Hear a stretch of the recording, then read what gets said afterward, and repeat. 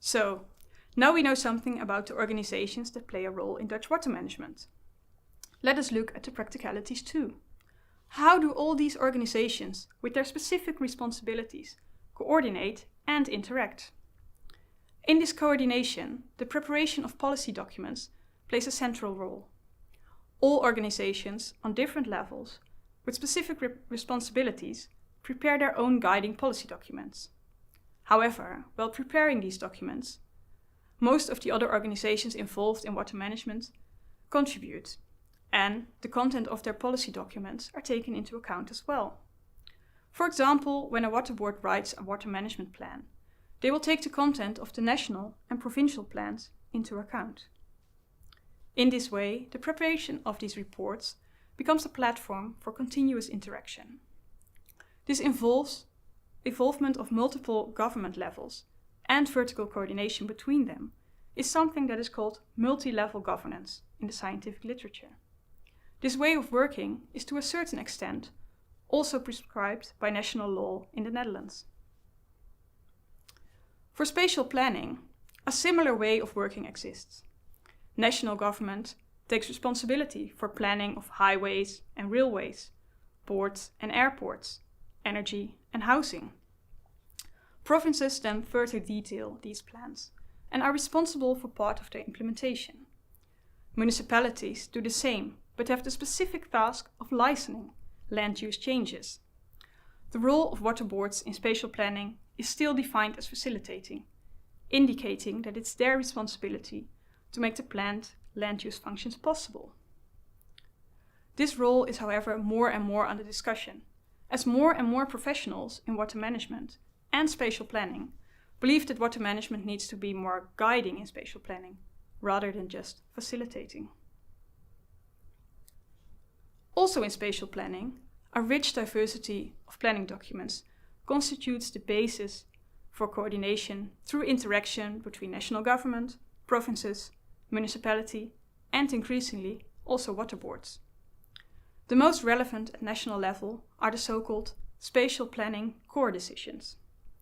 These core decisions are important for the entire country and, because they are based on decisions by the parliament, have a strong guiding status. These core decisions not only exist for spatial planning of the entire country, but also for specific domains of national relevance, like the Schiphol Airport region and Room for the River. The spatial planning core decisions, Room for the River, like many other large decisions in the Netherlands, has an interesting history that shows that such large decisions do not come out of the blue, but they often result from a structural change in the way a society thinks about problems and how to solve them. Such decisions do not happen overnight, of course. The prelude to the spatial planning core decision, Room for the River, took at least 20 years. Also, it had less to do with the very structured and formal institutional setting of water policy and spatial planning in the Netherlands. First, the so-called Plan Ooievaar, or Plan Stork, of 1987 described the future of the Dutch rivers from an ecological perspective, taking the return of the black stork, a bird that disappeared from the Dutch river landscape, as an iconic goal for an ambitious plan.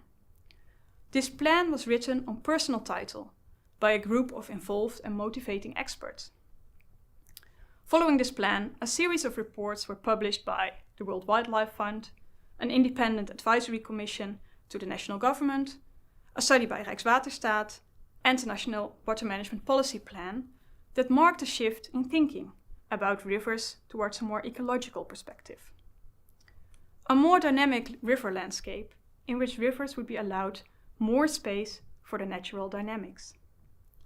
The near disaster of the 1990s was the direct trigger for the government to launch the Room for the River.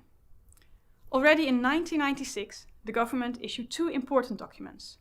First, the Delta Plan Grote Rivieren, large rivers, to accelerate dike reinforcements. Second, the Ministries of Transport and Water Management and of Housing, Spatial Planning and Environment presented a policy document in which they outlined the main points for Room of the River. Hey, wait, what happened here? We have a country that's prone to flooding, where engineers dominate the decision-making about water management, and that was flooded only 1 year before. What happened? How did they manage to make this shift so fast? Because only 1 year after the last flooding of 1995, that indeed sounds like very rapid for decision-making. However, as we saw in the previous slide, there was a long build-up to this moment. Also, these rare extreme water levels in the rivers in the 1990s were actually expected to become more common in the future due to climate change, causing urgency. However, it shows that events can act as a trigger to temporarily accelerate decision-making. The main objective specified in this 1996 document was more room for the river, durable protection of humans and animals against flooding. By the way, here they don't mean your favorite pet, they mean cattle. And third, to limit material damage as much as possible. Only then the Dutch water management and spatial planning institutional machinery started the formal procedure to come to a spatial planning core decision for room for the river. Starting the procedure thus resulted from a remarkable and long-term process of change in the way the Dutch thought about their rivers.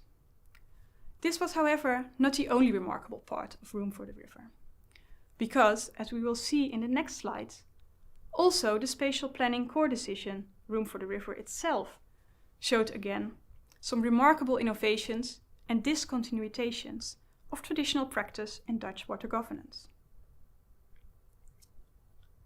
This spatial planning core decision, room for the river, can be summarized in a room for the river part and a room for governance part. The room for the river part really formalizes the shift from dike reinforcements to also spatial strategies to flood safety. In addition, landscape quality is introduced as a second main objective of the program besides flood safety, which, as we saw in the earlier weeks of this course, means lowering water levels. And besides these objectives, the document was very strict in formulating boundary conditions on the realization of legal flood safety standards and task setting budgets, maximum discharge capacity, and a deadline for its completion in 2015. Then the governance part. It proposed a programmatic approach, a leading role for regional governments, when appropriate of course, complementary spatial reservation to make it possible to implement measures outside the dikes, a basic package of measures with the possibility for exchange, for example by including new ones or abandoning others. This basic package consists of the projects that you see on this map. The main objective of the program, flood safety, at a maximum expected discharge of 16,000 cubic meters per second, and thus realizing the legal safety standards, was to be realized with implementing all these projects. The second main objective, improving the quality of the riverine landscape, needs to be realized within the projects, and thus is part of the programmatic approach. How this worked out in practice, we will see in week 4 of this course. But first this week, 2 aspects really stand out as deviations from historic practice: the combination of measures inside and outside the dike, and a leading role for regional governments when appropriate. Historically, Rijkswaterstaat has always been responsible for water management and river engineering, but its jurisdiction was confined by the dikes. In the Room for the River program, the river engineering toolbox was expanded to measure outside the dikes, and regional governments could play a leading role in project realization. This actually marked the end of Rijkswaterstaat's hegemony. It was experienced as a real blow for the powerful position of this organization. So in conclusion, Room for the River resulted from a shift in thinking about rivers within Dutch society and government, but it also ignited innovations in governance. Especially the governance innovations are in hindsight regarded as determining for the success of the program. These innovations emerged from a firm structure and long history of cooperation in Dutch water management and spatial planning. But they are also a breakpoint from an historic perspective. This might be the most relevant lesson when developing a similar program elsewhere. New practices in river management need to be accompanied by fitting innovations in their governance system in order to be successful. This is the real art and science of building a successful Room for the River program. Thank you.